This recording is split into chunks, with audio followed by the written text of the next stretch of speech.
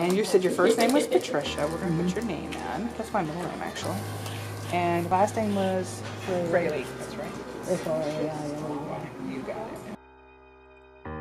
Well, I was born in Kansas City, Missouri, and lived there till I was 27.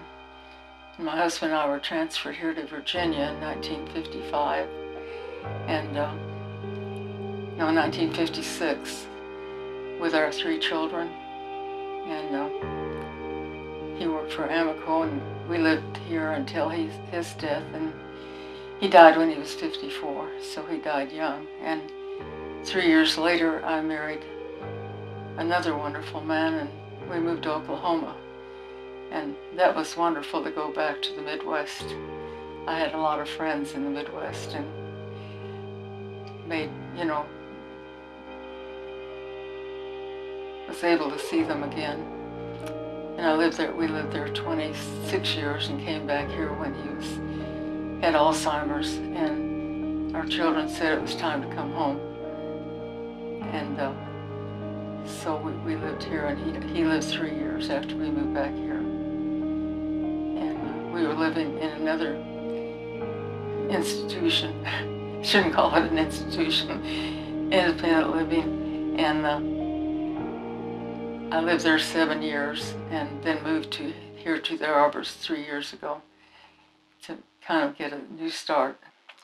The most challenging thing in my life was when I was 25 and my boys were just turning 5 and 3. I was legally blind in my right eye then. I went to bed one night and I got up and I had no central vision.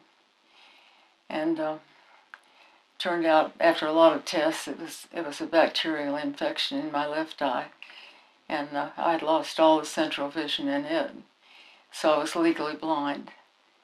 And one doctor told me I had to learn Braille because I'd be completely blind within 10 years, and I said no, I won't be. And he sent a woman out who was going to teach me Braille, and I didn't let her come in the house. I don't think I've ever been as ugly before. I said I'm not going to need it, and I was determined I wouldn't. And so with lots and lots of help from good doctors and good therapists, my right eye came back to 20/30. And it's not that now, it's about 20/40, but I had to learn to read over again and write over again. And I did that when my son was in 1st grade. I used his books, and we did our homework together. And it's changed my life. I mean, I wouldn't be the person I am now. I became a special ed teacher because of it. I was kind of a person when I was in my 20s that kind of on the fence about how I felt about anything, so I didn't contribute very much. And as time went on, I found my niches. And when we moved to Oklahoma, I did a lot of work in child abuse prevention. And not to be egotistical, but I got a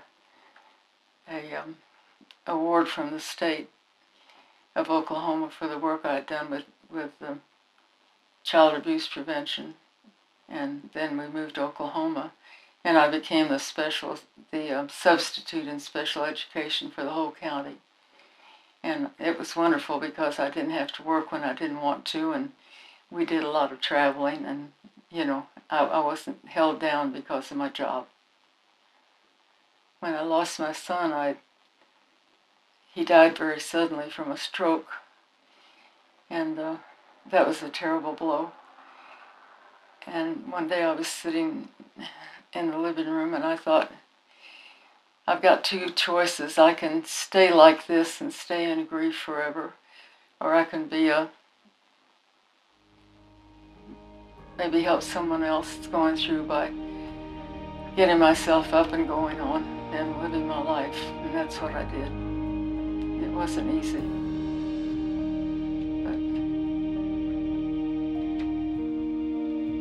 And I think because of things that happen to you in your life,